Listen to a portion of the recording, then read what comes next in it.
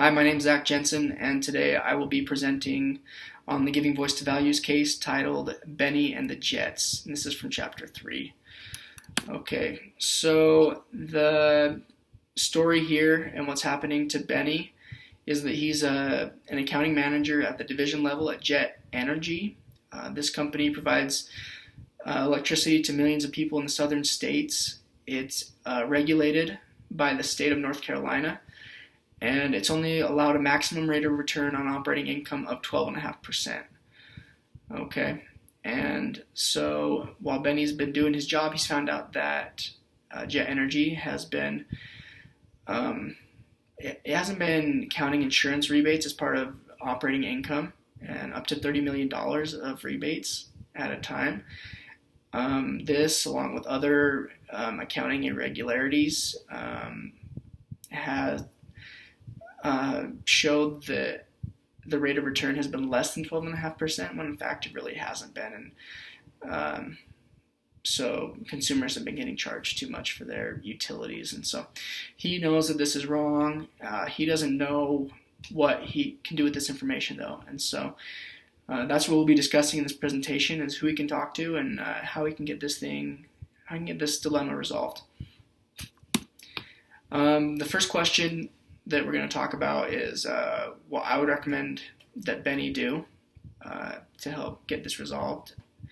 And I think that the first thing that he should do is bring it up with his supervisor, Sarah Higgins. He reports directly to her, and I think that if she's not willing to comply and to help resolve this issue, that he should just move right on up the ladder from her, all the way up to the chief compliance officer if necessary.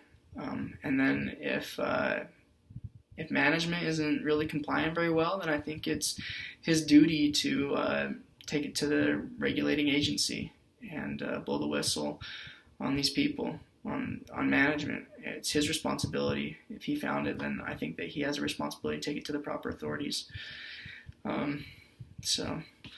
This next question talks about a plan of action that I think he should take. So there are a couple of ethical values that I think are really important to take into consideration in this case, one of them being integrity and the other being honesty. And I think that since he knows there's something going wrong and that he should do something about it, and that he's not practicing honesty here if he knows that consumers are being overcharged.